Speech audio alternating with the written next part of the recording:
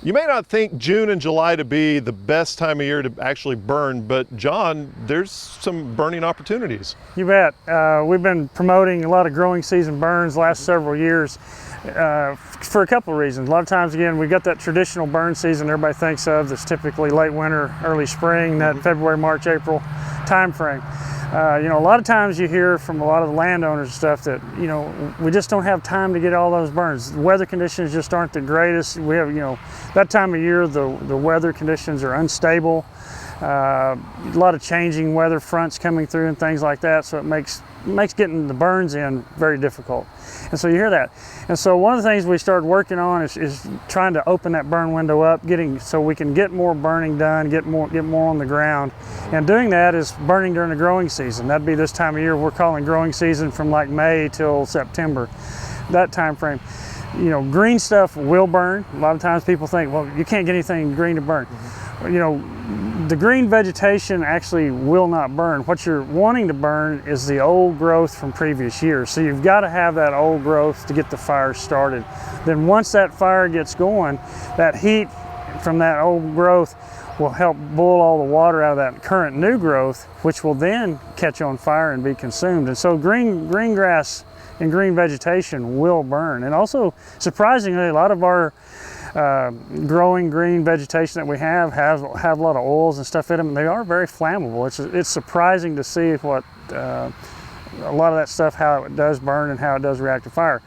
But a lot of the benefits of burning during the growing season are the fires are a lot safer to contain and control because of all the green that's there, so it makes the flames a lot shorter. They're not as intense, they don't move as fast across the landscape as a dormant season burn does. And so that makes control and containment a whole lot easier, reduces a lot of risk, but also at the same time we're able to see the same kind of benefits. You know, we're controlling the same amount of cedar trees with growing season burns as we are burning in the dormant season, even with those smaller, lighter fires that you think, well, I don't think it's doing anything. Right. That heat is there, and it really does. It controls them really well, does a really good job in the growing season. We're, you know, again, got great benefits for wildlife, because again, you're creating that mosaic, patchy type burn. Also, you're burning at different seasons of the year, so different plants respond to different things. Again, also with livestock, we're seeing great responses for livestock production, because again, a lot of times everybody's burning in that springtime so they can get that flush of green growth, get that keyed up so you can get high nutritional level. We're doing that. Well, we're seeing the same thing by burning in July, August. As soon as you burn, plants regrow, high nutritional plains, so you can peak that nutrition again even in the middle of the summer, when a lot of times that native vegetation is declining down towards the middle and end of summer.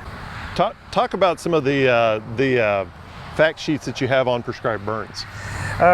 We've got numerous fact sheets on prescribed burning. We've got two really good ones on growing season burns. One is growing season burns, and the other one is what is the best time of year to burn. And it talks about the pros and cons of burning year-round or burning just in one season of the year, how that can limit what you're going to do and some of the things, and then compare it to burning year-round and opening that time frame and that window up. Then we also have other fact sheets on talking about fire breaks, fire planning, you know, just how to use fire, as well as we've got two really good videos, one on fire effects and one on the use of fire here in Oklahoma.